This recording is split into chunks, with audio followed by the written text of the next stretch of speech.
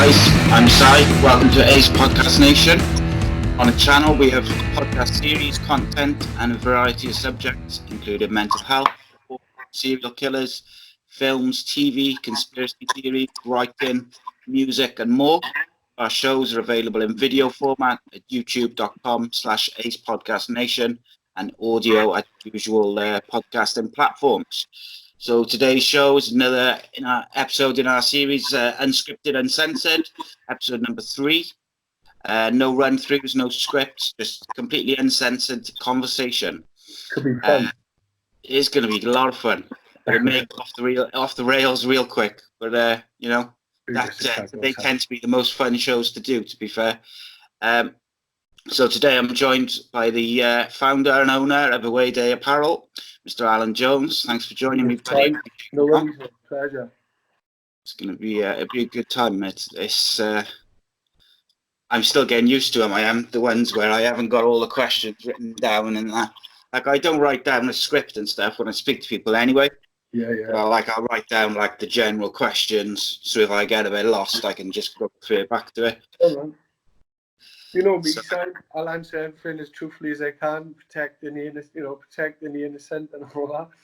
Yeah, it'll be good. It's going to be good. So let's start with Awayday Apparel. Yeah, go on. So how long's it been going now? I launched in October last year, son. The concept is, I've had the concept in my mind for about 5 years, but working full time prevented me from really giving it a kickstart. I spoke to a supplier up in Worcester at the time when I wanted to launch it, and the prices they were sort of quoting to get things off the ground are astronomical. So working full time, as you know, I used to work locally. I just didn't have the time to commit to it, and the prices that the initial setup costs were a huge stumbling block. So to be honest, obviously kept the designs, kept the idea in the back of my mind, and just sort of shelved it for a few years until I was in a position where really it was the right moment to put a bit of money behind it, put a bit of time behind it. And as you and a lot of people would have seen, I invested a lot of time on social media, contacted I've got quite a big network of friends throughout the country, like in the football community, who a lot of them helped me with the initial exposure and brand awareness and stuff. So yeah, the initial launch is October, but I think the sort of decision to really run with it was about July last year, something like that. Yeah, it's one of those, it reminds me a bit of me doing this podcast. I wanted to do it for 2 or 3 years. Yeah. And it was just for me, it was my health. Obviously I had to crash and I had all this different stuff going on. Yeah. But I was I got to a point where I just thought, you know what, I just need to do it. If I'm going to do it, just do it. And if it works, I seen a post, when you see these inspirational posts on Facebook and stuff, and I seen one night, and they said, it's better to cross the line and face the consequences than to stay at that line for the rest of your life. And I woke up in the morning and I thought, you know what, I'm going to make a few phone calls, see what I can do. And that was probably the day that started the ball rolling, The thing is, it's if you hadn't done it, so you'd waited another 3 years. Yeah. It's always it's in the back of your head anyway. All the time. You're always thinking about it. And then it's just you get to a point then where it might be too late to do it. Or absolutely. You're constantly thinking, what if? I should have done it. Exactly. Should have done it then. Yeah. What's the worst that can happen? Exactly. You lose a couple of quid, mate. Do you know what I mean? It's, nothing ventured, nothing gained, Sam. You know that yourself now with this, So, obviously it went up a level when you brought on AD Wollaston. Yeah. He's worked with some incredible labels. Yeah. Some of the best in the world, especially for casual terrace culture. I personally think, I couldn't have handpicked a better person, really, and the timing of it was, exceptional. AD's currently working, he is the creative director of Boneville. He brought that brand back from the archives, really. And he was like the creative director of Mastrum. You're all familiar with the torch jackets and a lot of the stuff that's come out recently. A lot of that is 80s work, but the Boneville stuff is solely his designs. I mean, the guy is a genius. He was actually interviewed by Lorenzo Osti, who's Massimo Osti's son. And Lorenzo said to him, some of these designs are better than my father's. And he, like AD said, nearly retired there and then, you know, it's like some accolade from Lorenzo Osti. Like, fucking hell, like, you ain't going to get much better compliment than that, you know what I mean? Exactly. Yeah. I was introduced to him by a mutual friend. He said, he may be interested. And as soon as I mentioned it to him, he was like, Jesus, he said, I can't wait to get involved. So, actually then meeting him for the first time, I was a bit starstruck, if I'm honest. Like when he's, when he's like showing me like some of the stuff that he's, actually designed from sketch to, to shop floor, blows your mind. Like, he is a truly, truly gifted guy. Like. Yeah, it's the thing is that people don't realise that the work that goes into that, from like the initial idea to what it's the shop floor. Because he even sourcing the fabric, and he's like talks about different dyeing processes, like pigment dyeing, garment dyeing. Like he's talking about little shops in Pakistan and Portugal and places like that where he'll go and source, and his contacts. They are worldwide, and it's blown my mind really that he wanted to get involved a little on me. It's quite I pinch myself really. Think is this really happening? Like, But then like that, you can't get a much better. You couldn't have got anyone better. And that's what I said. Simon, I couldn't have handpicked a better person. I mean, the guy was interested from day one, and it's his CV and his actual his lookbook. If you look at some of the stuff that he has actively been involved in, everyone will be familiar with some of his work somewhere along the line. Oh yeah. So do you have any other names for it before settled on a Awayday Apparel? I'd rather not go into it. We did throw a few ideas about it, but we settled for Awayday Apparel. I thought it was appropriate for the audience we were trying to reach, but we did have a few different variations on the logo, different fonts and whatever. But this one was actually the first one seen on top of page one, and I said, that is the one. That is the one, So stuck with it. But like I said, it's been sat in my email folder for 5 years. I hadn't done anything with it, and it was the build up to the launch was really filled with like anxiety and excitement and anticipation all at once, because I was thinking, I contacted all these people. They were all like, yeah, really supportive. I think, but what if now? What if, But it was well received, the launch weekend, like it couldn't have gone any better, But like everything at the moment, I agree 100%. The website does need freshening up. It does need new product, and that's where AD is now, sort of busy in a way in his studio, coming up with like new range. We're looking at bucket hats, cargo shorts, overshirts. But then he's also looking at autumn winter stuff now in preparation as well. So exciting times ahead, Sam. So. Yeah. And to be fair, like the website as well looks sweet. Like like the design of it, and that's wicked.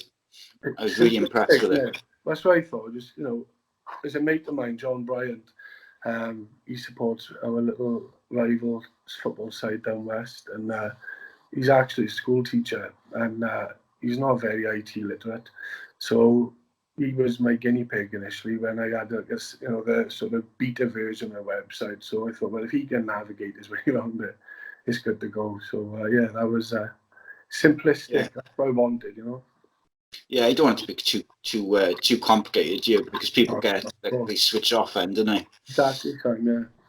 So what's your favorite clothes to wear, like apart from Awayday Apparel, obviously? I don't know. At the moment, Napa has made a big comeback, Napa period. I love the old Osti style Stone Island stuff, and I got a load of like vintage Stone Island and CP stuff. I've got a bit.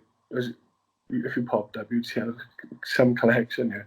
But that stuff is it only comes out occasionally. Like, but to be honest, the Napapiri stuff that started coming out recently is I've been to Barcelona recently, and I also did the Roma Lazio derby, and it seems to be a massive resurgence for Napapiri and on the continent. Like, so, yeah, there's some good quality stuff. Like, so I mean, but I also like there's another UK designer. I don't really know where he sells his stuff. He's like, see it on Twitter. A guy called Hawkwood Mercantile, and some of his designs are incredible, but it's very difficult to find pricing on it. But he's worth checking out. Some of his designs are sort of arcing back to that high funnel neck, sort of frosty look of the late 80s, early 90s. Some really good stuff. Like, yeah, see, my missus takes a piss at me a bit because I still wear like basically the same kind of design of stuff which I was wearing like in my early 20s, because I like all that stuff still, like, you know, like Burberry and stuff like that. Just anything, like just like course, the old, mate. like you say, the old Stone Island stuff. Polo shirts, mate. In fairness, I only ever buy Ralph Lauren or Lacoste. Like, I don't look anywhere else. Like, Paul and Shark, a big fan of Paul and Shark, particularly the knitwear. Knitwear is the best quality stuff I've ever bought, but it comes at a heavy price tag. So, you know, utilise these boys back and forth Italy. We all know them. So. I'm a sucker for like the Prada, like zip-up jackets. I am a guy.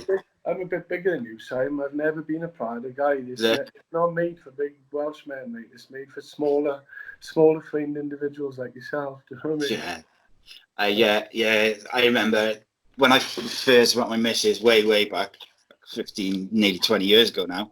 I was due to go to Australia with my mate for a year. Yeah. And like we'd been together a bit, whatever. And I'd got out like this loan and worked out how I was going to pay it back, taking a year off work, and I was going to pay it back month by month while I was out in Australia and doing this and doing that. And then my missus got pregnant, so I stayed. And I had a big whack left in my bank, and I just fucking spunked it all on clothes. That's really good.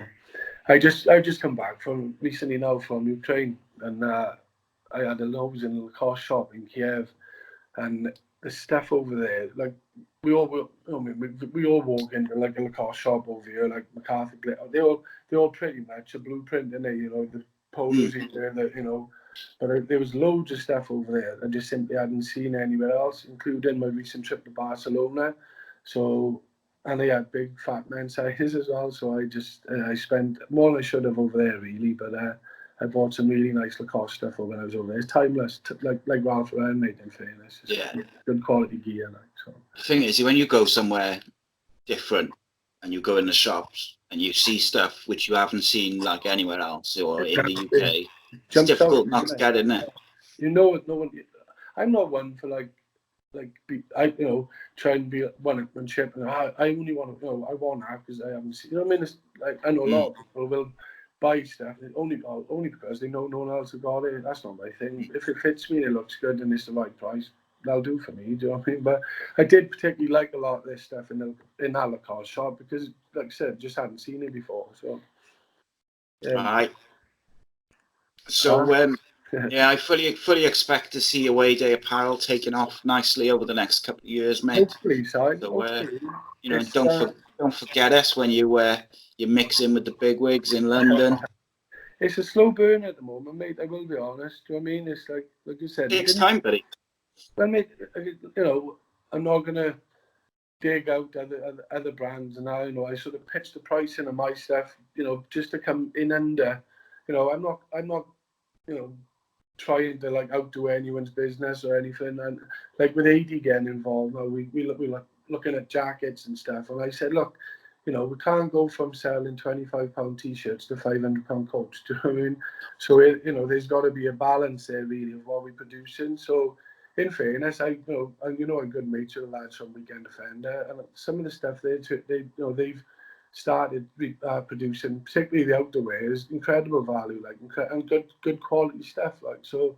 I'm a big fan of their stuff. Yeah, they're good lads, Sam and Nick. Fair play, they're good lads. Yeah, Sam's supposed to be coming on soon, but he's so busy. He's trying to find the time bless him. And like every now and again, he'll like send me a message and say, "Sorry, mate, I haven't forgotten." Yeah. No, he's a good lad. Find time, like. Salt you if he's a loyal lad. He won't mess you about. If he says he's going to do it, he'll do it. Like, he wouldn't let you know. Well, definitely, mate. And that's the thing. It's like for me, I'm doing this most evenings, but like where I try to understand is people got lives, and like not everyone's in a position like me where they stay in all the time because of their physical health. People, they go out, they got kids, they got jobs, they go out in the night. So I'm just grateful people find their time for me, mate. Yeah, so I think we go back a long, number of years, probably 20 years. It's nice to see you. You're looking a lot healthier than last time we saw you, that's for sure. But it's nice to see you getting something positive out there. Your spare time as well. Good luck with it, mate. Yeah, it's been really good, mate. And I've been surprised. Like some people I've approached, and I didn't even expect like a response, let alone like, yeah, I'll come and do it, or I can't do it at the moment, but I'll get back to you. Like even like Rodri Giggs, like I sent him a message, not really expecting a response. Yeah. He was good as gold, mate. He was top lad, like really. So a lot of the ex-City players, in fairness, still living here. They've got a lot of time for Cardiff fans now because bottom line, without us, they wouldn't have been settled in this area for all a number of years. A load of them still live in the area. They haven't sort of migrated back north or whatever. So yeah, it's refreshing to see some of them still down the city regularly. Yeah, mate. Well, Willie Boland got me and my missus together, didn't he? So he was the first. He was the first City player who I had on, which was quite cool. Have you had Paul Miller on you yet? He's an interesting character. No, I haven't. No.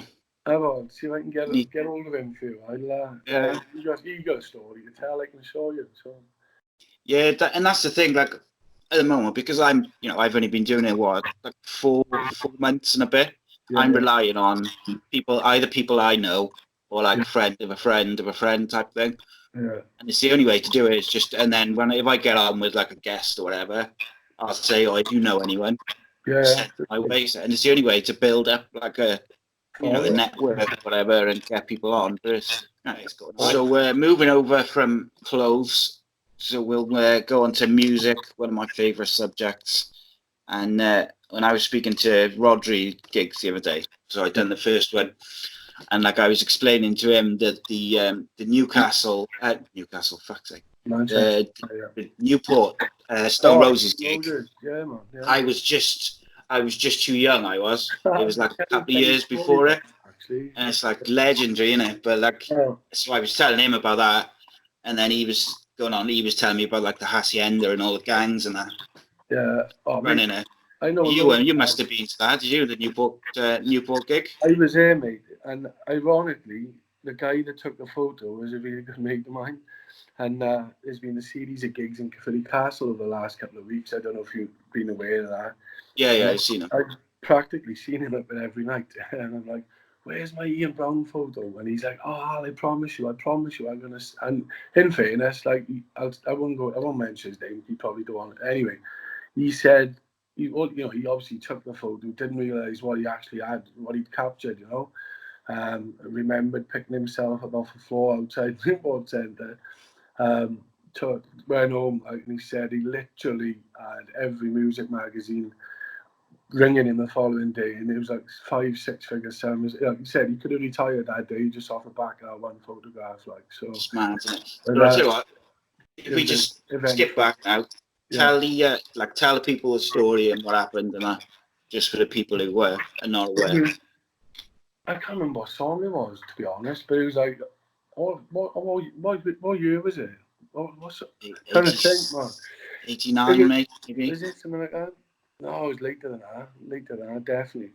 But Stone Roses, obviously, they'd released the second coming. They weren't particularly harmonious at the time. I think the tour was thrown together, but they played Newport Centre. And someone 4th of December 95. 95, are you 6 years out there? Time flies, doesn't it? And someone very kindly presented Ian Brown with a yellow South Wales Echo Cardiff City shirt in front of the stage, which he initially put on like sort of on the monitor. And during the song, then he thought it'd be a good idea to put the shirt on, and a bit of a chant went up. Newport first, then he was Soul Crew, then he was like Moses turned up as like a part in the crew, and literally just carnage. And outside, it just outside was an absolute mayhem, like. But it's one of those iconic moments, isn't it? Do you know what I mean? It's one of those photos, and ironically, I've met Manny since. I don't know. Manny's. We found out a couple of years back. He's actually one of the boys who bothers us. Found out he's Manny's brother. So I was talking to Manny about the Newport gig, and he said he was telling, "Don't put it on, don't put it on." But Ian Brown, being Ian Brown, didn't realise the sort of impact it was going to have on meetings. But needless to say, it was a few of us made a sharp exit to the bus station, train station, and a taxi rank when we got outside. But in fairness, it was it was an eventful evening. Now and anymore. Legendary, mate. Legendary. I remember. I used to work the door in TJ's in Newport, funny enough, and it was unbeknown to me. I was working here, and this is the truth, and believe me or not, I was working there the night Hole were playing there, and allegedly Kurt Cobain met Courtney Love in it, but I didn't have a clue that I'd let him through the door, didn't recognise him, and allegedly that was the night that they met each other. Well, I didn't recognise her, so I didn't recognise him, I didn't recognise her, and apparently I was working on the door there. That's mad, isn't it? There we are.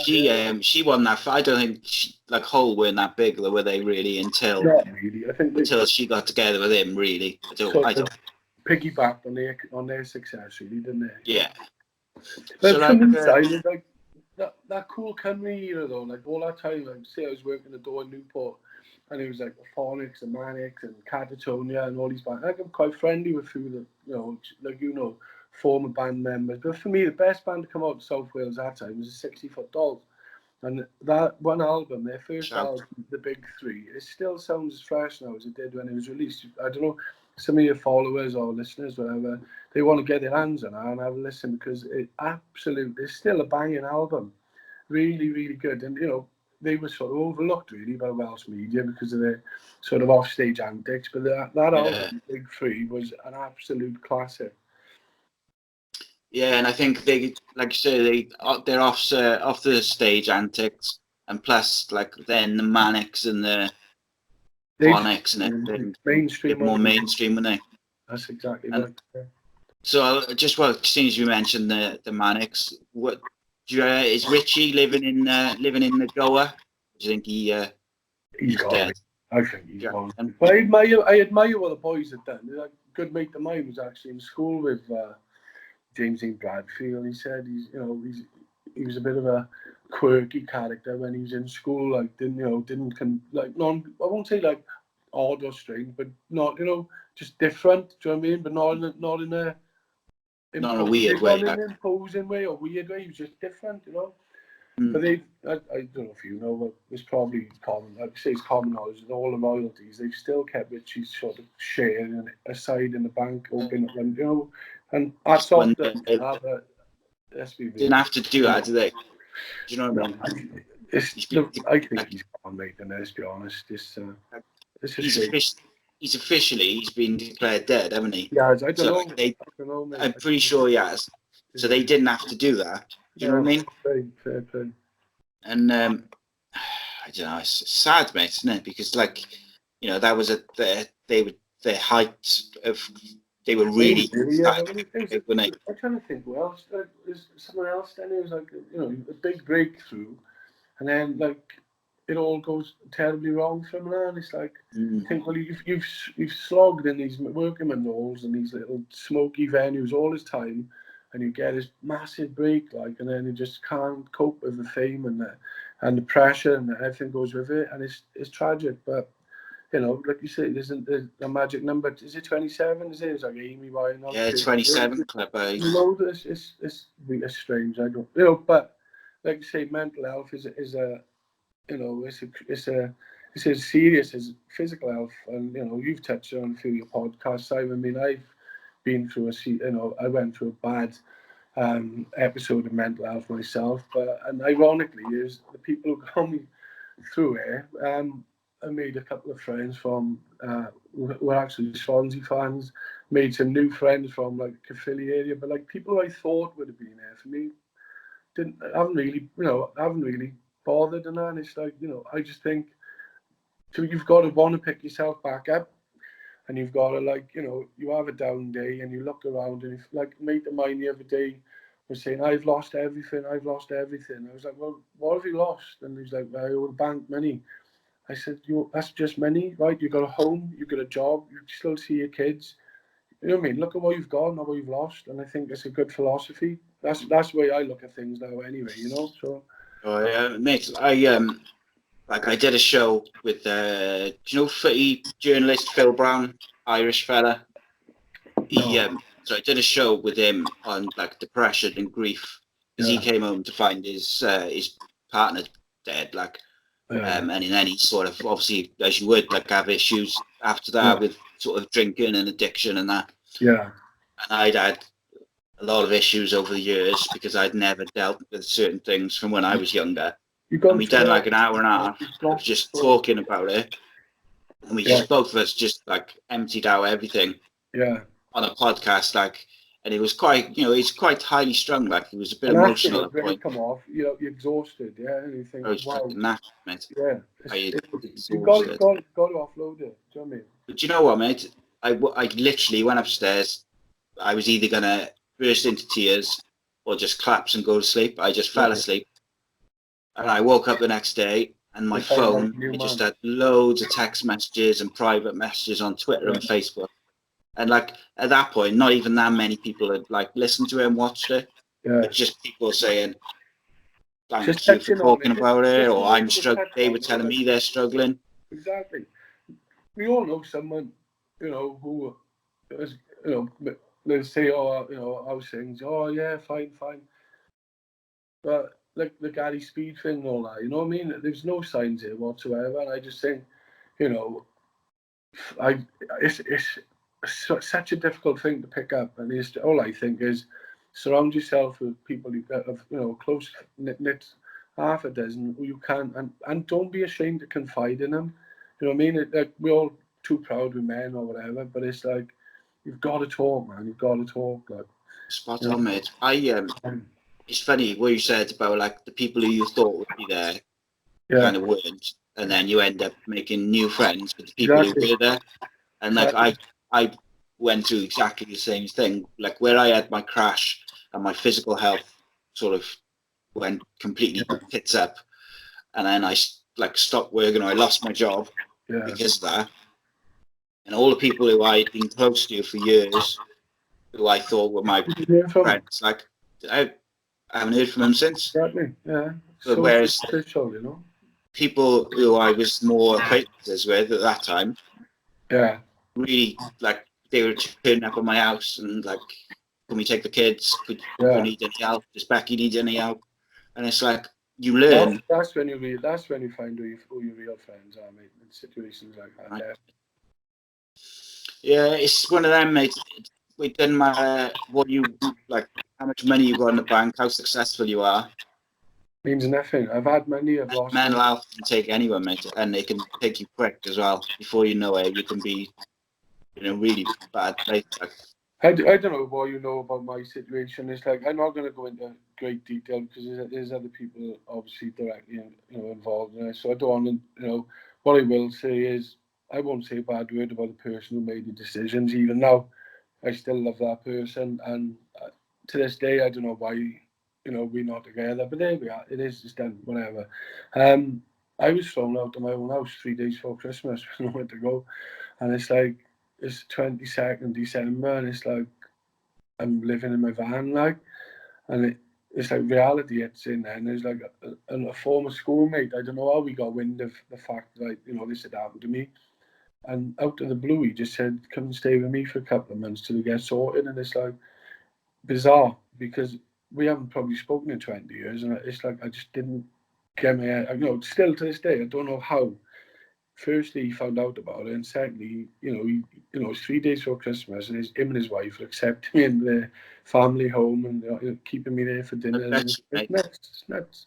I bet you, even though you were living out of your van at that point, you thought twice about going, didn't you, to his house and like imposing on him or just taking the Oh, help? absolutely, yeah. Like I say, you just think you grab your basics and you think, right, and then your basics, when you look at them, are far more than you thought you. Mm. And it's like, oh my God, where am I going to put all this? So I did have stuff in a few people's houses stashed under what's called hydraulic sofas and stuff like that, coats in wardrobes in far-flung corners of the valleys and stuff. But no, I finally got myself a flat July last year, and I lost my job in August. So that was the inspiration to kick the band in, because I thought, well, I got no source of income now. So, that was where, at the point where I thought, right, I've got a couple of quid left in my savings.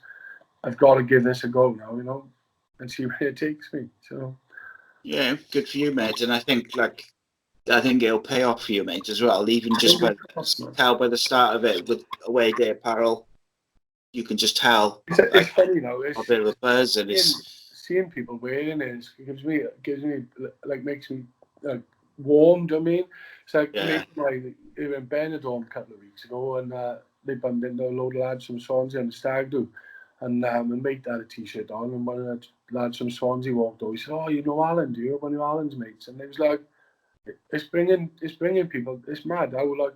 It's like people are recognising it and talk. They know exactly who I am, and I've never met them. It's like really weird, like. I don't know. And that's like the power of like social media, mate, and the internet. Like you said about like Richie couldn't cope. Like, Yeah. you think of like the pressure now compared to then is fucking like a million times worse, isn't it? Because like now everything you say online, everything you do, everything you put up, if you're famous and you walk down the street, it's everything. Camera phones. Like you say, if he couldn't cope, back then. I mean, like you pointing out there, celebrity life now. It is literally living in a goldfish bowl, and there's no escapism. The paparazzi, everyone's got a phone, everyone's got a camera now, and you can't get away with sort of like wardrobe malfunctions and stuff like that. Yeah. Do you know what I mean? There's like it's. Did you see Amy Winehouse's ex-husband, who was like married to her for like I think a year or something? He's trying to sue. Yeah, Blake Fielder Civil or something. Yeah. He's trying to sue her now for the estate for like for the royalties from her songs and that. Do you know what, mate? Like, there's a mate of mine. I won't name him, but his ex-missus was good friends with that sort of clique of people. And he was in it. What's it called? Was it a festival in London? Like, did they call it a secret garden party or something like that? Yeah. That was the day when she said, "Come on, everyone, let's go to Jamaica."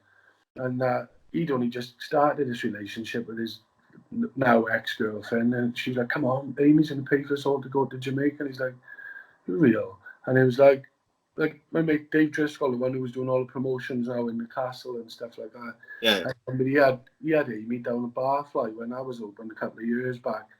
And I was in Caerphilly, and he said, "Come and have a look at this girl down here." He said, "There's only about 20 people here." And I said, "Who is it?" And he said, "Amy Winehouse." And I remember going there and watching that show, like I say, about 20 people there. And that was before she was, well, do you know what I mean? That was when she was doing the little tours.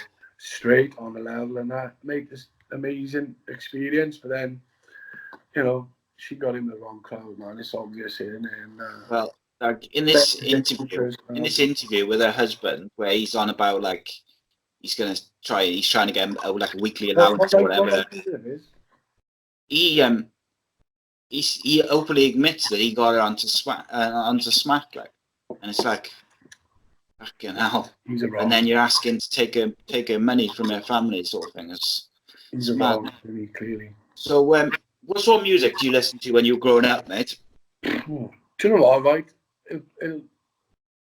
It's funny, right? Because obviously, when I sort of became, I don't know, say a young adult, I was firmly into like the terrace way and the casuals looking at. But I mean, prior to that, I was into like Iron Maiden, Metallica, stuff like that. But Stone Roses changed everything for me. Just completely changed everything. Then and like still listen to that album now. 6 Foot Dolls still on my playlist. At the moment, big fan of public service broadcasting. I think their music is amazing. But I still got a little sort of penchant for like Guns N' Roses, Metallica, stuff like that. But I think Stone Roses for me, they literally turned British music scene on its head. Like, do you know what I mean? And it changed the game, mate. Absolutely. And I was fortunate enough to be at the last gig in Hampden Park, which. And hearing him say, "Don't be sad, it's over. Be glad it happened," and stuff. Right? It's like mad. Like I've seen him about 5 times. Like the reunion gig in Heaton Park, the Friday night, I was at that, and sore subject. We had VIP tickets for that, yeah, that was an eventful evening as well.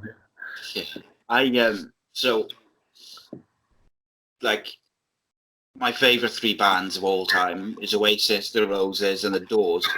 And obviously, Jim Morrison was well dead before I was into music and stuff. But I managed to see this cover band called the Australian Doors. I played them. They played at Blackwood Miners Institute. I made them working in security up there. Yeah, they were really good, mate, and that was the closest I was going to ever get to seeing. Have you got a bucket list now? Have you got a bucket list now, though? Bands, artists that you still want to see? Yeah, well, this is so I've seen Oasis a few times, and I seen Ian Brown's solo gigs a few times. I had when the Stone Roses, like I never thought I was going to get to see the Stone Roses. I missed the Newport gig, and then they split. And then when they got back together, I said to my mate and my brother, "I've got to go. No matter where, I've got to go. I've got to go." So my brother got me tickets, all set to go. And of course, I had all my physical health problems. There was no way I could go to Heaton Park and walk around, so I couldn't go. Okay. And I never got to see them. So they're like right at the top. I just hope one day they do one more gig somewhere where I'm a bit slightly better health now. I could perhaps go. I think it's done for them, Simon. But yeah, I do too. I wouldn't write off Oasis reform. I really wouldn't. I think there's a big announcement coming here. I really think that Glastonbury anniversary, and there's a lot of bad blood between those brothers, but money don't last forever. And like Guns N' Roses, never thought they'd get back together. I wouldn't write off an Oasis reunion. No, I think there's a big payday lined up there for them somewhere. See, with Oasis, I think 6 months ago, I would agreed with you full on. Yeah. I think like when they started bringing kids into it, like he was slagging off Paul's War, and I think that just takes it to another level. That's the line, isn't it? Do you know what I mean? There's a whole new level. You bring in family stuff into it, I suppose. Yeah, maybe, I don't know, but money. Don't get me wrong, mate. My favourite, them and the Roses, mate, the best bands ever. So like, here's one for you, then, mate. Yeah. I got a couple of music questions for you, but what's best band ever, or who's the best band ever for you? Best band I've seen live, or best band ever? So go with best band live then. Best band I've seen live. It's a tough one, mate, because I'll take favourites out of it then. Do you know what I mean? And just go on pure musicianship and stuff like that. Muse was mine. Squeeze, I seen Newport Centre many years ago. Live, they were amazing. Not a big fan, but it was one of those that I could appreciate the music and stuff. Guns N' Roses, when I seen them in West Ham when they reformed it recently, amazing sound, but not a massive fan these days. Stone Roses, when you look at like the stuff on Made of Stone, the rehearsal footage and stuff like that, when you put those 3 guys in a room together, magic happens, mate. And I don't think that'll ever be replicated, but you got to be honest, you can't look further than the Beatles, really, can you, for like turning out hit after hit. I'm not a fan, but you've got to look at what they achieved, what they sold, and they changed music as well. Rolling Stones, even, Yeah, no, I agree. The Beatles did change music, but I'm not a fan. They best band I've seen live is Muse. Good job, They were awesome. Like, they were really good live. In Spiral Carpets, I seen in Bristol were really good as well. Top band. All right, and so what about most overrated band for you? Wow. Shall I go first while you have a think? Do you know what? It hurts me to say it, right? Because, you know, I used to be friends with Stuart, but I really think Stereophonics are now. They're like the Welsh status quo, and there's just a cult following by rugby people just because of the hits on our first album. I don't think they've written anything of any credibility since Dakota, and I think they lost, personally for me, they lost their identity when they got shot at Stuart. You know, you don't do that to your mates, irrespective of what his demons were at the time. You know, that's purely between them three guys or whatever. But lifelong mates don't do that to each other. Loyalty for me is the most important word. You know, money means nothing. Like possessions mean nothing. If you haven't got loyalty, you've got nothing, man. It's like loyalty is key. Can't say, couldn't have said it better myself, mate. For me, and I'll probably get like a load of abuse for this, and I kind of just hinted at it a minute ago. But for me, the most overrated band are the Beatles, mate. I really not a fan, like, at all. Right place at the right time, I think. Simon in. Yeah, I just don't see it, mate. I don't like. A couple of my mates are like, you know, they're just in love with them, like they can't do no wrong. But for me, I'd take away Look at Sis of the Bob Dylan. Roses any day of the week. Look at Bob Dylan, right? He can't carry a song. He can't sing for toffee. But look at some of the songs he's written. Right? The guy's a genius. I personally wouldn't want to see him live, but there's another one. When you say about people being overrated, the guy's written thousands and thousands of songs for people, and it's like they got no idea, like, you know. Okay, so let's leave the music and let's move on to the footy, which was inevitably gonna come up. So where did you grow up, mate? Grew up in St Enniv, mate. A hotbed of the valleys, mate. You know. Yeah. Who's still there? Who's still there? Lost you, I think. Yeah. Yeah, grew up in St Enniv near Caerphilly, mate. My father used to drive coaches back in the day to Ninian Park, and to away games occasionally. And at a young age, I was encouraged to tag along with him, sometimes against my better wishes, but you get that bug, don't you? I think that initially for me, I think my first ever game was Bristol Rovers away, and Cardiff were losing 3-1 at about 88 minutes. It was at the old Eastville, and the old man's like, "Come, we got to get back on the bus." And we left with about 5 minutes ago, and Cardiff drew 3-all. So that was a bit of a anti-climax for me. But my first sort of game with the lads, ironically, was Newport County home, and about the mid 80s in the Welsh Cup, and they're fighting the life out of me, that walk back there. Cardiff Central Station, but from that day on, I was hooked on. Do you know what I mean? It was, I don't know what. It was once you, so like, my first game was Exeter home, like the 1987, around, I think, like November time. I don't remember much about it. Like, I was only 6 or 7. All I know is we won 3-2. And I'm pretty sure that's because I've like looked at it before rather than remembering it. Yeah. But I got some fond memories from Exeter away trips. Yeah. I was hooked on football, mate, by then. And like going through primary school, I was more interested in like Carl Dale and Chris Pike and Cohen Griffith and Roger Gibbons and all this. While all my school friends were, Notts Forest, Liverpool, and like United, Liverpool fans, and he's like, "You spoke Cardiff. Cardiff is shit." But I go and watch them. Do you know what I mean? Yeah. You know, and I took proper abuse in juniors and early years in the comp following Cardiff. And it's like, it's mad.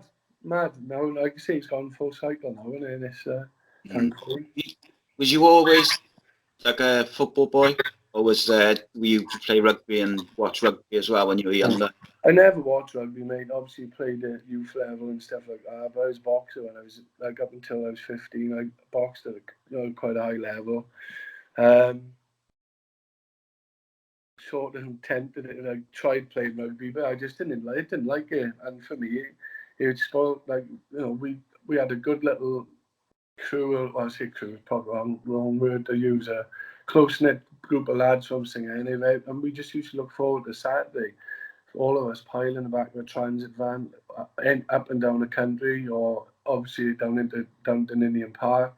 But for me back then, I never used to drink or anything like. So I mean, we have 4 hours in these away trips.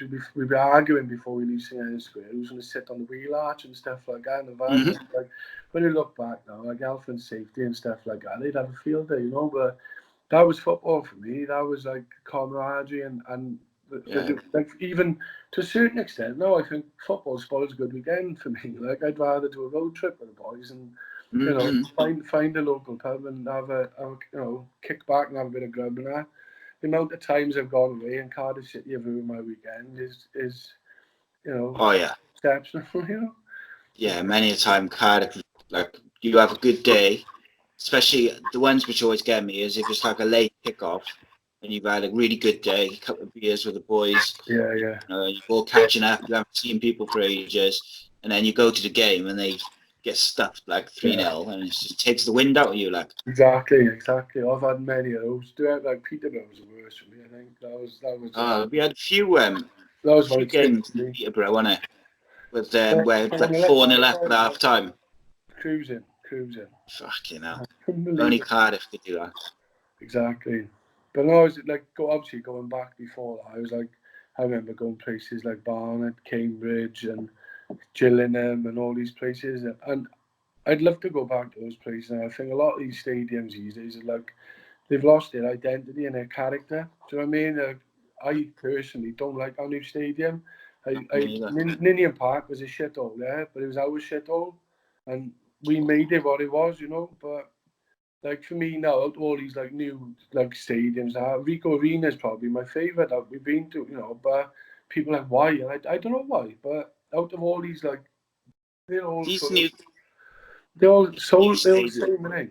Yeah, they all look the same, but it wouldn't be so bad if they all looked the same, if they were good, and if they lose the atmosphere, mate.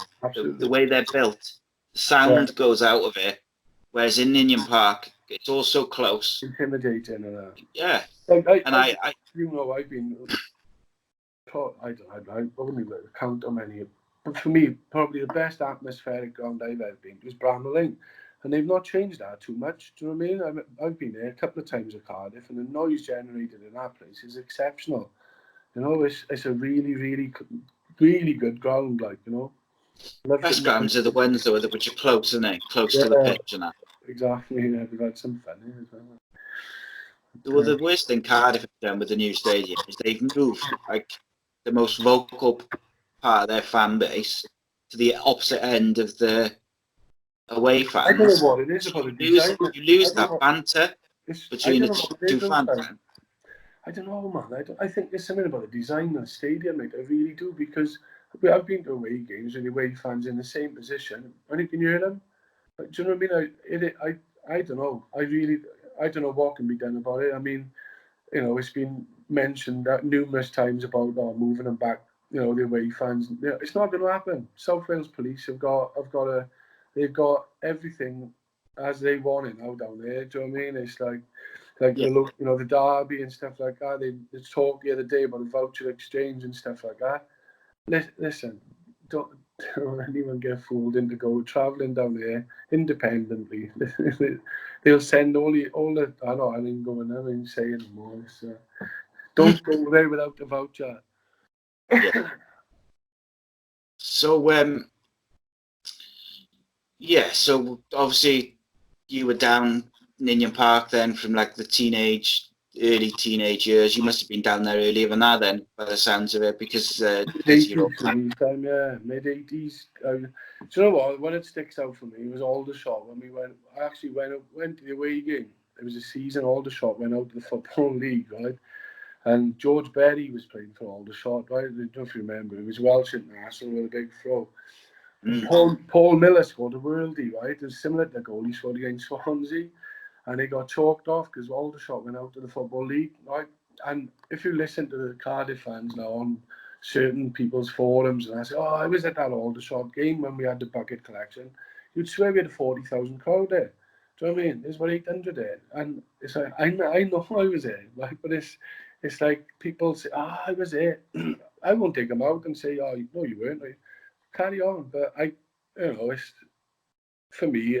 Yeah. It was if Cardiff were playing, I was there. And home and away, didn't care, didn't matter. That was what I did. So see, I don't really get it. Like, I don't get it about like the thing of people like pretending that they were there when they weren't. exactly, and there's some people who've written books about it as well. Like, I won't mention any names, but there we are. Like my mate, he had a season ticket since he was a nip, like literally like sort of 5 or 6. Yeah. He's like a couple of years older than me now. He's 40 this year, like, so. Yeah. So he was there with his old man, and then he was there home and away and whatever. Yeah. And like the amount of times we'd be in town, and he'd be speaking to people, and people would be going to, oh yeah, I was there, and he was like, no, you weren't, like. Yeah. It's just Every club got him, son. Every club got him. Walter Mitty's mate.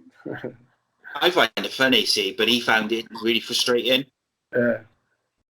I like this when I start having these conversations, because it's like it could be something. Oh, remember that? And I'm thinking, I know you were there, but go on, keep. Do you know what I mean? And just let him carry on, like, But yeah. So where were you?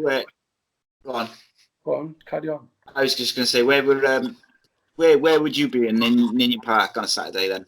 Bob Bank, Gen, C Block.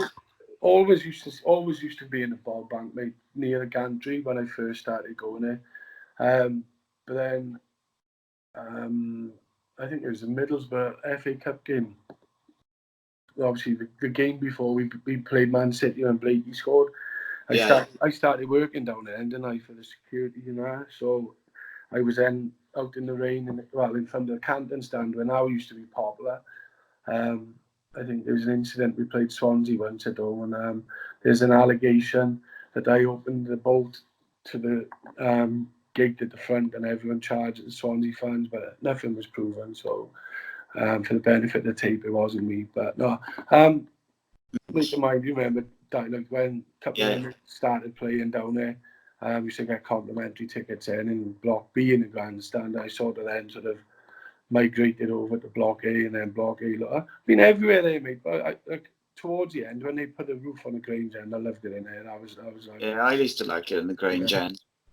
It was like atmospheric. That for me was like, you say right next to your Away fans, and the banter and the atmosphere was good. Like, so. I always remember, must have been in the last year before Ninian Park went. I went there with my father-in-law, and we were stood in the Grange End. And he hadn't been for a long time. Yeah. But he used to be, like sort of game for it and whatever. And he was like seeing someone from the old days or whatever.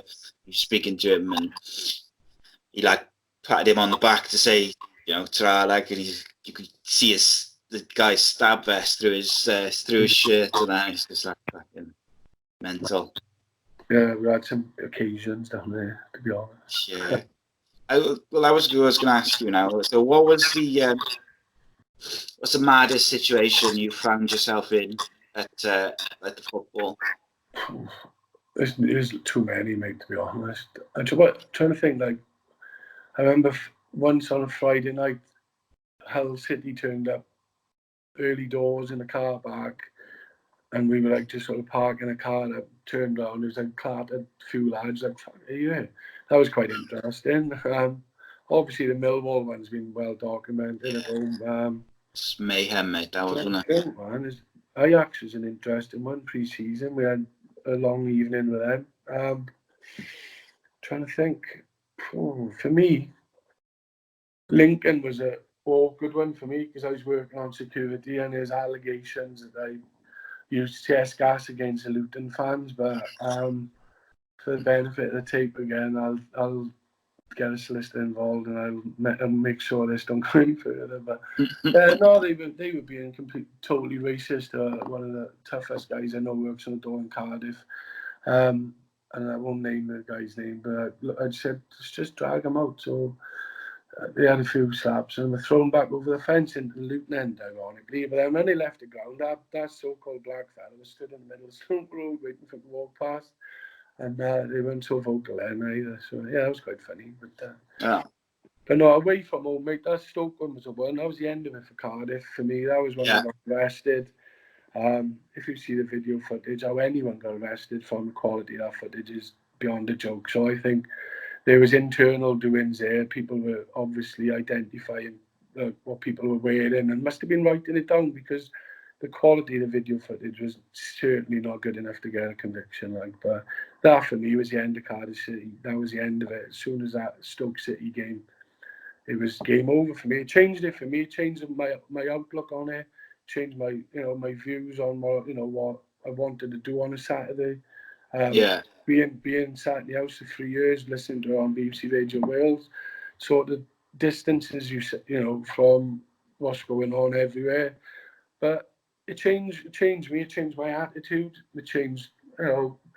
I started going to the new stadium with my son, and I frowned upon But one thing I'll say, it changed me. But one thing it hasn't changed on me is police's attitude. It's like that incident with me was like 2000, 2001. And I'm still deemed as a risk supporter, and I'm still followed around with cameras everywhere I go. And it's like, it's such a difficult sort of tag to shake off, and it's horrific. But it is what it is. But I mean, you can't change the past. You can only sort of change where you're going, can you? But no. So what you got? You got a 3-year banning order. Yeah, 3 years, mate. But it was funny that I won't mention the guy's name, but the guy who was in the dock after me, I was like, obviously we travelled up together, and the judge was sentencing me, and I had a couple £100 fine, and I had to pay costs, and he was like, "Why you a big fella like you play rugby?" And I didn't even answer. So I looked at my mate who was next in the dock. I said, "I'll wait outside for you, mate." Right? So a good job I didn't. He had 3 months in Shrewsbury Neck and 10-year ban. So it's like, I'm glad it didn't work. So I know it was, and it was overkill up there, mate. It was I don't know. It was made out to be the worst that's ever been seen in that. But if anyone had ever seen sort of Millwall Luton or Millwall West Ham, I mean, there's been Birmingham Villa. There's been far worse than that. Like so. But mate, think about what the Cardiff Millwall was it probably a couple of years before, wasn't it? Because I think that was that 98? No, where it went all the way through town and that. It was that for me was the best tournament I've ever seen Cardiff put out. Unbelievable, mate. It was just everywhere, like. A fair play to the wall. They tried, and they had a crack. They come unstuck, but it's it's one of those ones. And ironically, I'm friends with a lot of them, man. It's like, and also friends with like a lot of us older Swansea lads. I was out last week, a couple of weeks ago, with a few like the Bristol City lads and that. And it's mad, like we sat in a pub and they're like, all right. And it's like I recognised the one guy from an incident in Cardiff, and he's like, "Oh, you remember you?" And I'm like, just laughing, and it's like, yeah, my God, like, I mean, but no, I'm not. So I won't change anything. I've never done apologies, but equally, I've learned from my mistakes, but equally, I've never held grudges either. I just think, I mean, that was what we did. That was our, nowadays everyone's off in that on coke, pills, and Mandy and whatever. And do you know what I mean? We never drink. We never used to drink. We'd have a row and that's it, But like I say, Stoke for me changed everything. It was an eye opener. I think it's an eye opener for everyone, nationwide. They wanted to. They made an example of you lot, didn't they? Oh, absolutely. I was on a pitch last season. We lost. No, we beat Reading away 2-1. I think Jason Bowen scored actually, and Reading went up as champions that year, and we scored like late on. I think it was Jason Bowen. You'd have to check it out. And we were all on the pitch. I remember Mike Ford, the captain, like, "Come on, get off the pitch." And I think the writing was on the wall for me then. Like, you know what I mean? It was like the time I got to Stoke, they were like, we'll have it in. Do you know what I mean? So, the thing is, they dish those banning orders out these days for nothing. And I've heard so many lads across the UK from not just Cardiff, and they get in jail time and banning orders for fucking nothing. Some of them, they get jumped by a group of fans. Yeah, retaliate. It's like, 15 months. What are you going to do? Get the shit kicked out of you, or try your best? And Try then your best to stay alive. In the newspaper, then in the next column, you've got someone who's been interfering with kids, right? About the suspended sentence. Come on, where's the justice, man? Do you know what I mean? Takes a piss, mate. And look at the difference how they treat rugby fans on a Six Nations Day to what Zero tolerance exactly, policing. Zero tolerance policing should be in town. For everyone. Full stop. Do you know what I mean? We've all seen the mess and the carnage in town after Wales, particularly the Wales England game, the fighting, people pissing in shop doorways. Zero tolerance policing for rugby. Let's see the arrest figures then. Be interesting. I know. What it used to wind me, like I don't go out now as much. Yeah. Very rarely go to a pub like that, but it used to really wind me up because like you could be out on Six Nations Day and you, like you say, there'd be guys pissing in the street, being sick in the street, grabbing women's asses and all that sort of stuff. And you look at it and you're thinking, on a Saturday, you get arrested for less. It's hijinks. So it's rugby, it's hijinks. Hijinks, I fucking hate that word. You're right. It's just, if they had a zero tolerance, if they policed it like they police football, you see the arrest figure change. Definitely. So. Okay then. You all right for time, mate? Yeah. Just looking out about battery though. Yeah, right. Well, what would you say is the best like football lads book you've read? Best book? Mm. It's a tough one, mate, to be honest, because anyone who, like a lot of these books, it's like, we done them, we've never been done. It's like, it's nonsense. Like, it's like, I've been in a company with like a lot of Bristol City lately, and as you know, I know a lot of lads from London, and it's like, I'm quite friendly with a few West Ham lads, and we went to Roma Lazio this year together, and it's interesting, and having conversations rather than talking about books, because it's like, there's always two sides to every story, and it's like when it's printed, it's there for eternity, and it's like everyone's got an opinion of what happened on that day. So I tend to stay away from it, if I'm honest. I did enjoy Jasper's book, Naughty 40, because there's a lot of it in now about his time in the forces in Gibraltar and stuff like that. It's not so much about football and that. Mark Chester, Stoke, Naughty 40. It's well written. A lot of them, mate, they're just like, we done him, we run him. It's like, no, I'm not interested. It's I got to be honest. For me, it was like the look. I remember we were coming home from Cambridge, I think, once, and we stopped in Peterborough, something like that. And there's like about 15 lads who were like, who are you lot? Cardiff. And they're like, you're the scruffiest fucking mob. I was mortified. Didn't have a row with them. I was wounded. Like, what? You're the scruffiest lads we've ever seen them there.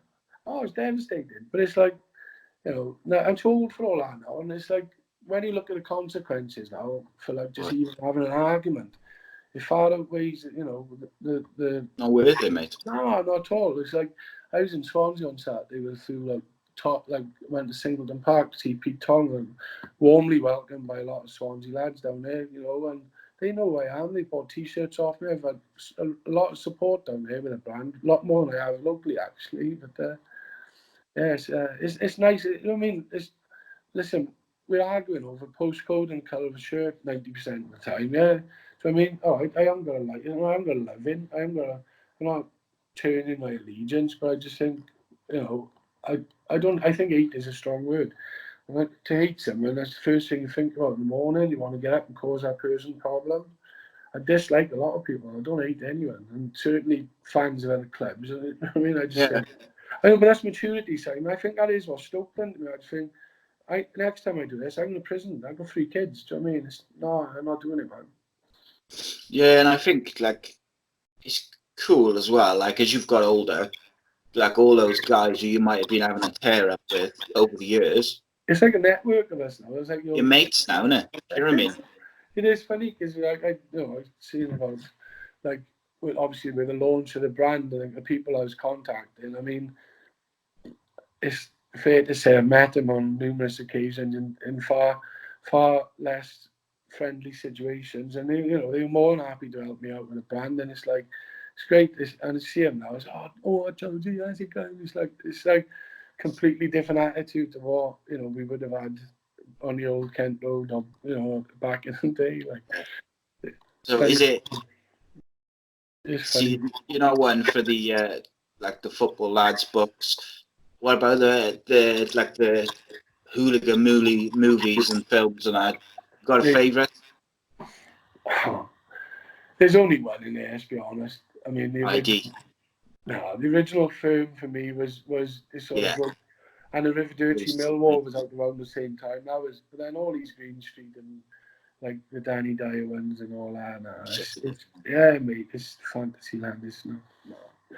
No, nothing. Like, ID. I think is fantastic. The first one. It was like funny enough, as a mate of mine, I'll mention one, Mark Craven, a Hull fan. He got a brand called For Those Involved, and he does a lot of stuff on eBay and stuff, and a lot of his t-shirts are good. And a lot of the Hull lads, they starred in ID2, and he got photos on his Facebook with Gummo, and I thought it was quite funny actually. They were casted, and they're in their 50s. It's like, come on, boys, go up. Right, yeah, no, it's good. I just think, it's done. It's done. It's over. It is. It's not the same no more, is it? Like, no, man, football is it. Like, I went to Barcelona a couple of weeks ago, and I paid an astronomical amount for tickets, and I took my seat. And then prior to kick-off, there's people walking past me with buckets of popcorn and stuff like this. That's, for me, football's dead, mate. Do you know what I mean? That's it. It's become too commercial. You're not fans anymore. You're customers. It's all about, the match day experience. Match day experience for me was always, the crack, travelling with your mates, and the result in the football was always shit anyway, so it didn't matter to us. We just enjoyed each other's company, like. Friend, you make friends, do you? Friends with people you did before, like, and camaraderie and that. Most of my friends, I know through like following Cardiff and that. It's like, it's more of a family thing than a friendship thing. It's like I've always said. It's not.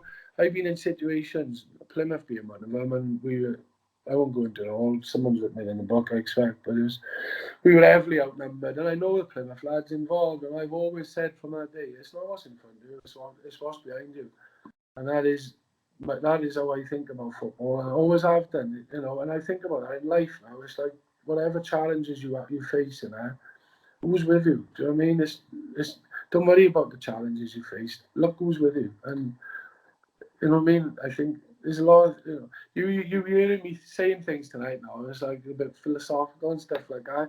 He's not that idiot he used to be. Like, I've had a lot of time on my own and a lot of dark days and a lot of time to sort of regroup, rebuild, and take stock of who I am and what I want and what's important to me. Money certainly isn't. As I touched on earlier, loyalty for me is key. If you haven't got loyalty, you haven't got nothing. So yeah. Oh, spot on, mate. Like I said earlier, I couldn't put it better myself. It's like you need money to pay your bills and to do this, but what is it really? Certainly. Created by the government, mate. I'm not going down that route tonight. What do you think of City's chances this year in their signings? To be honest, I've been away all weekend. I haven't paid a lot of attention who they've signed. The centre half, what's his name, from Bristol City? Flint, isn't it? Aidan Flint, yeah. He's a big boy. Big boy. Manga wasn't particularly good on the ball. Would I rather seen Morrison go? I don't know. I think Morrison thrived in the Championship when we were promoted. For me, he was probably one of the weakest links in the Premier League. I don't know where he just lost complete composure or whatever it was. With a fit Sol Bamble alongside him, if he's staying, I think there's a strong partnership there. Going half a season with a right back as a striker ain't a good idea. Do you know what I mean? I've said on a few occasions, Lee Griffiths is up there, he's available at Celtic. He's got off-field problems, same as Michael Choprad. We got a right man in charge here to keep him on the straight and narrow, and the boy will score goals. Lee Griffiths banged in goals for years, mate, haven't he? Like 20, 30 goals a season every year. He's got a gambling problem, and he's got a problem with social activities, but I mean, a lot of these people with money also have. So, with the right management, I think Lee Griffiths could be a good shout. But I mean, they've been linked with a German guy. I forget his name, Gretzel or something like that. yeah, But I mean, it's Warnock's last year. He's confirmed he's retiring at the end of the season. yeah. So it'd be nice to to go up and send him off with a bang. Because I'll say it straight personally. If Cardiff had stayed up, I wasn't renewing my season ticket. I didn't enjoy the Premier League this time, or the last time. Last time I binned it off after the Man United game. Actually, I binned it off after the Man City game. They won 3-2. I would rather watch I'd rather watch us going out trying to win than trying not to lose.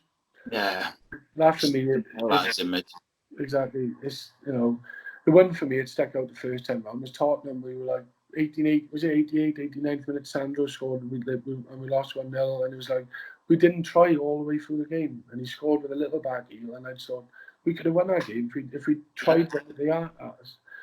Not for me. It's rich man's playthings. The Premier League, far more entertaining than Championship, far more competitive. Some old rivalries revisited. Be interesting to go to Luton and Leeds. There's the two L's that are on my tick list for next year. But I've started doing more like European derbies and that. I've lost a lot of interest for like a lot of Cardiff away games only because I've done them before. So I said I did Roma Lazio, different level altogether. We're planning to do Cracovia, Wisla Krakow now in April. That's in the early stages of planning, but I don't want to say too much because South Wales police will pick up. And no doubt they'll be out there waiting for me as they were in Bordeaux. So they'll be fine. My best mate Jamesy, he was the one I was on about earlier. He'd been a season ticket holder, since he was a nipper with the City. Yeah. When the rebrand came in, he was like, "Fuck that." Yeah, I know. Ended off straight away, and he started going to watch Cardiff Met. I know a few lads that went and started watching Newport County. Now, don't get me wrong, Cardiff will always be my club. I was there that night. They did that launch thing. Like a lot of my mates bought the red shirts, and I was like, "Oh, go on, buy." I was like, "Nah," but I had my little boy Jack at the time. I bought him the kid course. You're going to the kids on it. Yeah. I wouldn't buy anything with that badge on, with that red. That's that. We're blue, mate, and that's. Thankfully, someone had a word in his tail. He saw sense in it. It didn't do us any favours. It hurt, mate. Him seeing us in red, it hurt. It did hurt. It caused a massive divide, and I think his friendships ended there, and then haven't recovered. Well, yeah. I got a couple of people I still don't speak to because I stopped going. Not that I don't speak to them; they don't speak to me because I stopped going. It's a funny old game, as they say. Yeah, it's like whatever. You obviously didn't give that much of a shit, like really. Mate, I was there in the family stand with my child, like, so I mean, for me, it was taking him as it always was until I split up. So I mean, so when like last year we renewed our season tickets, we were in a different part of the ground. For me, like over the last few years, it was like a family occasion for me, and I lost a bit of love for the club, and watching that go behind early, I very often be seen at the bar downstairs watching on the screen because I say not the same anymore. There was disassociated myself from the club because do you know what I mean? It was like I don't know. It's weird. Yeah, I do know exactly what you mean, mate. It's like this. Once you've disassociated yourself with it, it's very difficult to go back to that high level of passion. Like, yeah, exactly, yeah. You're right, so you still, you still care and you still want them to win and do well. It's like my sleeve is full Cardiff City sleeve, mate, but it's from my shoulder to my wrist. It's like an encyclopedia, but I'll never change my allegiance. It is what it is, but you do. It was irreparable damage that what happened there, and like I don't know. You change your habits, didn't you, on a Saturday? You stop going. You find other stuff to do. It was spending time with my family and my son and that, and I can say unfortunately that was taken away from me. So I just didn't want to even go to the stadium. I was it was upsetting me just to go there because where I was sat, I could see him, I want to, you know what I mean? So it's a bit difficult for me, but you know what I mean? It is what it is. So. Okay, Yeah. so finishing off then, we'll go into boxing. So something you're probably a lot more, well, not probably, you're a lot more knowledgeable than me, because I see you, like you watch boxing on the regular. So before we go into the Welsh lads, go on. I was just going to ask you, because I've asked a few people now, just to gauge what the general opinion is like. Joshua, yeah. Fury or Joshua for you? Fury. Easy, no contest. He's focused and mentally right. He's just no contest. Anthony Joshua can't deal with lateral movement, and I think in his last fight, people now are gonna do like Amir Khan, and Amir Khan have been found to be chinny, do you know what I mean? Yeah. If you remember when Joshua fought Dillian White buzzed him, didn't he, on top of his head, scattered him. Like the last guy, what's his name? Luis scattered him. So he can't deal. Like anyone who stands in front of Anthony Joshua fights in straight lines. And I think that the one fight I sort of said prior to the fight, Povetkin was like he fought him, and I said Povetkin will slip his left jab and throw overhand rights all night. And one of my mates was like, "Fuck, do you know about boxing?" And it was about 5 rounds in, and they said like analysis, the amount of overhand rights that have been landed. And I'm like, it's just lateral movement, and I think boxing have evolved in the last 18 months. I think there's more emphasis on footwork now than what you actually do with your hands. That's coming from like Usyk and Lomachenko. And I think that Usyk will clean up every division within the next year, 100%. Can't see any problem. 100%, yeah, 100%. Definitely, 100%. The thing is, Klitschko nearly beat Joshua as well. People forget that because he beat him in the end. People forget that, like that aging Klitschko, who's it was his last fight. He nearly beat him. At one point, he looked like he had him. Like the Klitschko's, everyone. Don't get me wrong. I'm not taking away from they had a glittering career, right? But I mean, they had a 10 or 11-year reign promoting their own fights, picking their own opponents. It isn't. I think the heavyweight division lost all its credibility about the year Lennox Lewis retired. There hasn't really been anyone that's been a breakthrough heavyweight boxer since then, and it's happening at other weight divisions at the moment. Anthony Yard light heavyweight at the moment. The guy should be fighting for world title now. There's like Arthur Abrams out there. There's like domestically now. My mate Craig Evans, he's current European champion. He boxed the British champion British Olympic captain Tom Stalker. They had like 3 fights to finally get a decision. But like Craig's a lightweight. He has now stepped up, but in recent times there's been Crawler had a comeback fight against Ricky Burns. You had Masha Dodd fighting.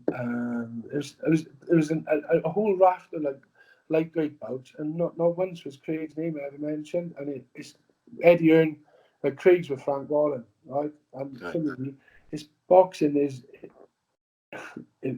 I won't say it's fixed. It's not, but I mean Eddie Hearn. Let's be realistic. He held Anthony Joshua's career back.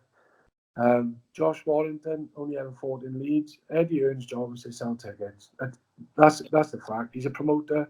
His job is to get asses on seats. He does that very well, but at the expense of his fighter's progression. That's what I feel.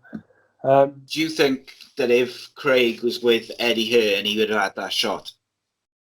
Difficult, mate, because it's like Craig fought on an O2 bill, and I went to watch him in the O2, and he fought Scott Cardle, who's an Eddie Hearn fighter, and lost narrowly on points. But Craig, by his own admission, started late. But that was a night that Lee Selby won his world title. That was a night that Kell Brook beat Frankie Gavin. That was a night that George Linares beat Kevin Mitchell, and Joshua was like top of the bill. But it's like big fights, wasn't it? It was a good show in fairness, but then it's like Eddie and is like sort of cleaning up, with these, but I think he does hold a lot of these boxers back. I don't know what the answer is. I really don't, because it's one or the other. It's one camp or the other, really, isn't it? And I'm speaking to a former I'm a name drop, you know, I'm on about Tom Blackwood, and he tried promoting his own fights down in Newport Centre, and he said without like TV back, you know, TV funding, mate, he said, you know, you're pissing in the wind because on ticket sales alone, you just can't make the show, like, you know. So I don't know. It's but like say Fury or Joshua, it's a no-brainer, but it's heavyweight. Fury. It's heavyweight boxing, mate. Everyone's got a puncher's chance. Do you know what I mean? Oh yeah, and he's certainly, you know, don't get me wrong. Like Joshua's got a punch, and he's got power. If he nails someone, he can nail him. Like, but I just think if Fury's focused and he's mentally right, he'll run rings around Joshua. He's just too good for him. Like, Should do. He should do. But and the other thing is, I think it's a great story as well. If he can come back, White would beat him again. I think if he fought Dillian White now, I think Dillian White would beat Joshua. yeah, Joshua didn't look mentally prepared for that fight, did he? He looked frightened in the corner. I don't know what happened with McCracken in the dressing room, but he looked terrified when he was sat in the ring in the corner. Do you think? I don't think he was. They've built him up too much. They've made him fight so many lesser fighters that he can't get himself right. Like he gets himself in fantastic shape, and don't get me wrong. He you know, by the look of it, by what I've heard from people I know who train up in Sheffield, you know, he trains exceptionally hard, but his sparring must be limited because he can only spar what's out there. And I think, you know, the competitors are not of world level. I mean, that was Charles. What was his name? Charles Bark? No, was it one Bark? He's a basketball player. What was it when he won the IBF title beating him? The guy was a joke. He was a world title holder. Remember that Charles Martin? yeah, He flattered him in the second round. He looked like Whoopi Goldberg. Remember? Yeah, He's a world champion. I mean, that shows, you know. So many titles, though, isn't there? Yeah, you know. Like, do I seriously rate Wilder? Not particularly. I don't think his skill set is there. He's got devastating right hand. What's his name? Ortiz danced around him for 8 or 9 rounds when they boxed. And if you watch, I think it was the 8th round. If Wilder wasn't a champion, I think the ref would have stopped there because he had him wrapped against the ropes and was doing a business on him. But that's again like refereeing. It's like you're not gonna get a decision on a headline show unless you clatter them. You know, and that's gone on for years. You know. So what for people like myself who like I tend to, if there's like a big UFC card and a big boxing card on at the same time, I probably watch the UFC.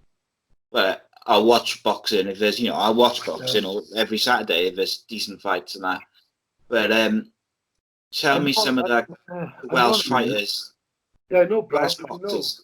I know Brett and like obviously Jack Marshall. I know a few of the boys, and I know a few people who train UFC and stuff like that. I don't think I admire them. It's a skill. It's an art.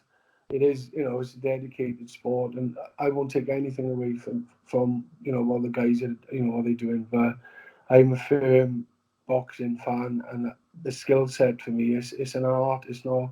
You know, I don't like seeing brutal like that. Brutal Chisora knockout the other day was brutal, and you know, I'd rather watch like a Harold Graham or Sugar Ray Leonard and watch the ring craft and stuff like that. Not necessarily knockout skill rather than the brutality. And stuff, you know, hit and not get it and stuff like that. So yeah, it's goes back a long way for me. My sort of like love of boxing as well. So. Funny enough, you mentioned Jack Marshman. I think he's probably sick of me because I keep sending him messages to try and get him to come on the podcast. Yeah, well, I'm a big fan of his and Brett Johns, like as I discussed with you the other day. Big fan, and obviously, you know, there's not that many British fighters in the UFC. There's certainly, you know, I think it's only those two and one other guy. I think Jack Shaw will make it through this year now, hopefully. They've all come from the same stable up in Shakey's gym up towards Abervale way, Brynmawr, Abervale way formerly. Fantastic setup up there. Jack Shaw will be in the UFC. I got no doubt about that. Brett, I don't think they're active enough. There's another one, Joe Duffy. Joe isn't actually Irish. Joe's Welsh, and he sort of changed his name to Irish Joe on. And I think if you look, he was last person to beat Conor McGregor before Diaz, wasn't he? In Cage War. Yeah, that's it. Yeah. Every time I speak to Joe, he sounds like me. And then when you hear him talking, I was going, hello, no, did I? But it's like, and they call him Irish Joe, but I know him as Joe from Evervale, so, That's mad, isn't it? But to be fair, Brett Johns, Brett's Irish tough, Joe. man. Brett's a tough boy. Mate, I was going to say, he, like, to me, he's got the heart and the chin to go with the technical ability that he's got. Exactly. And I think if he gets the right opportunities at the right time and a I bit of luck, don't think I they think do he can go there, mate. over there. I think that, it's the UFC is sort of Bums on seats, mate. showcased for Americans, mate. You know what I mean? I don't think they take. I don't. Like Conor McGregor was box office. He just, he was a one man show, wasn't he? Do you know what I mean? He self hype. I don't know where it's going to come from a British fighter. I don't see a breakthrough fighter there. And equally, in boxing, do I think Anthony Hard is going to clean up at light heavyweight? I think he is going to go all the way. Good Welsh prospect, Cody Davis, just switched promoters. He's left David Hay. He's just signed with Frank Wall, and he's one to watch 100%. He's training with Gavin Rees at the moment. Big future for Cody Davis. There's a big sort of British fight coming up in the O2 in the next couple. I think it was October. Where Cardiff's Joe Cordina's fighting Deadly Gaze Gavin Gwynn. Gavin, I know quite well. Bit of obviously a domestic duster. Both Cardiff City fans as well. So I'd like to see Gavin win, obviously, because he's a mate. But it's a tough one to call out for me. But there again, that's Craig Evans' mate. Why isn't Craig fighting for that? So, because Craig was supposed to have been fighting Cordina recently, and he pulled him out. So I don't know. Will those fights be on what, Sky Box Office, is it? I would assume so, because it's a big show in the O2. I'll find out. Yeah. It's on the undercard of, I can't remember who now. I've seen it advertised on both the lads' Facebook walls and that, so it's obviously coming up. What was the other guy you've said to look out for? Cody Davis, yeah, he's from Newbridge.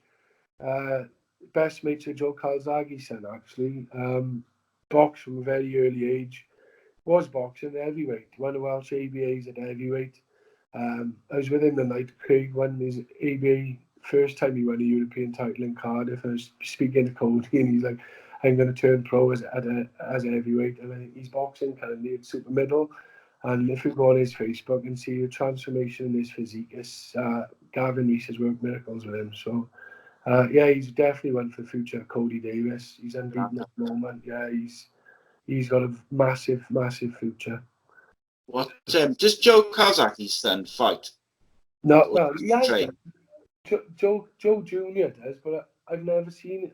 Do you know what I mean? I think it's still sort of amateur ranks now. I don't know. I don't know enough about him, to be honest. This Cody's, like you say, he's his good mate. He's the one to keep an eye on, right? But I think Joe's son has competed, but I don't know what sort of level. But, all right, cool. Yeah, cool. Right, that's all our subjects gone. So, guys, please follow Awayday Apparel on Twitter at Awayday Apparel. Visit awaydayapparel.co.uk, and I think your Instagram is Awayday _ Apparel on Instagram. You can find us on Twitter at ACEcast _nation, on Facebook.com/ACEcastNation. All of our shows and series are available in video at youtube.com/AcePodcastNation and audio at pod.co/ace-cast-nation, as well as all the other usual platforms, Apple Podcasts, etc. Give the video a thumbs up, guys. Give us a subscribe. Tell us if you like the show. Best way for us to grow as a podcast and as a YouTube channel is you guys subscribing, sharing the shows, and leaving comments. It's basically the only way to grow. Thank you very much, Alan, for joining me, mate. Thanks for having me, mate. No worries, mate. It's been good shit. Thanks for watching, guys, and we'll see you next time. Nice one. Cheers, guys.